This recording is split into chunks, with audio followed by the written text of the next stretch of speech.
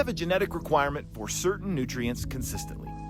Without those nutrients, you're deficient, and as we now know, deficiency always leads to abnormal, adaptive changes to our physiology. This one is massive, as it affects everything, but specifically your energy levels. How can you expect to live this wellness lifestyle day after day with low energy? Think of it this way, you can't go on a road trip with no gas in the tank.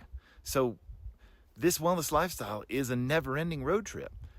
Do not miss an opportunity to ensure that your tank is full of high-quality fuel. We also mentioned how strength and muscle mass are indicators of longevity, but how do you expect to build enough muscle to make that count for you without eating enough protein in a day? Additionally, we know the world is a dangerous place and our bodies are always getting dinged up along this path of life. Well, your body is unable to repair and rebuild itself without the proper nutrients to use as building blocks. Likewise, your immune system is incredibly expensive on a metabolic level, meaning it takes a lot of energy to run it. So you're not going to be able to protect yourself or heal yourself from infections or illness without enough nutrients to fuel that system as well. So yeah, I'd say that proper nutrition is a massive deal if you're interested in a healthy body that can maintain a wellness lifestyle.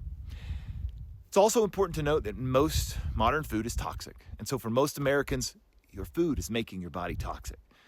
We'll discuss this later in the toxicity video, but the easiest way to avoid that is to stick to fresh, whole, real foods.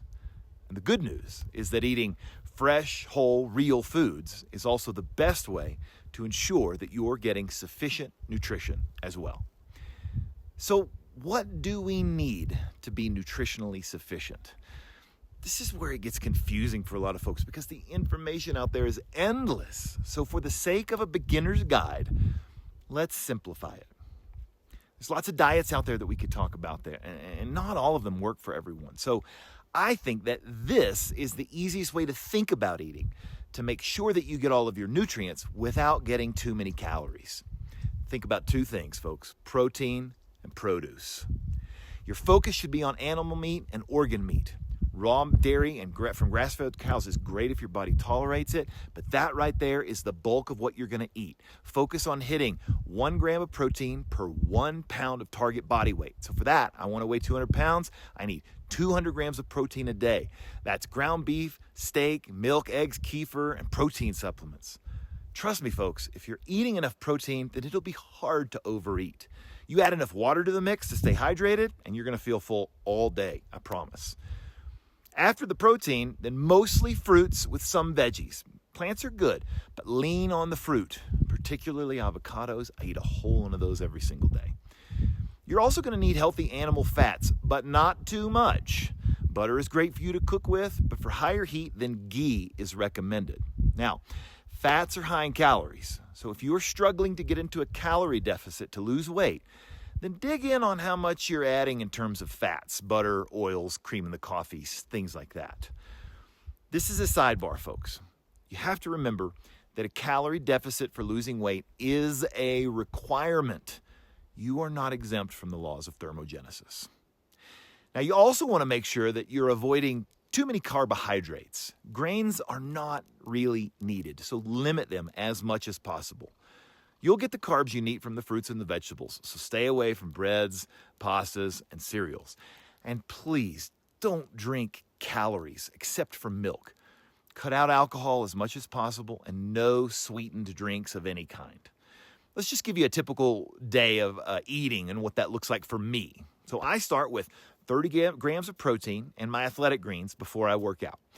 After the workout, I'll have 5 to 6 eggs and coffee with some cream in it. Then later on, as I approach lunch, I'll do ground beef up to 3/4, maybe a whole pound with a whole avocado and some fruit, and that's my lunch. After that, coffee with cream again. After that, I'll do another 40 grams of protein as a supplement in the afternoon. Then, some more fruit for a snack. Now, dinner is when everyone gets together, so make something nice here. Steak and veggies, a soup or a stew, a stir-fried, but just keep the carbs low. Folks, just listen to your body. If this isn't working for you, then maybe it's not right for you for some reason. But probably you didn't do it fully, consistently, or for long enough to get the results. And that's the way to know. to do it completely, do it consistently, and do it for a good long while to see what changes happen. Give it plenty of time. The changes that we're expecting here, they do take time to manifest. Let's talk about ways to track it. Lots of ways to track your intake, and they're all important. For macronutrient and calorie tracking, this is where most people need to start. Food Journal is a critical step if you don't know what you're eating. Try the MyFitnessPal app. It's a great way to start getting your head around it. Constant glucose monitoring, it's also a great way to see how your body is processing sugar. You've probably seen those little devices. It's a little thing on the back of people's arms. It's reading their blood glucose levels, and you can see it on a chart to see how your body's responding to what you're eating. Something like 93% of Americans have a metabolic issue, so checking this is a must for most people at some point. Also, a metabolic and a lipid panel, that's a great baseline measurement. Your doctor will probably do that when you go in for your physical. These are easy to get and a great way to check your overall health, so you can do this even a few times a year if you want to track it. But don't get too deep into the weeds here. It's easy to get stymied in too much detail.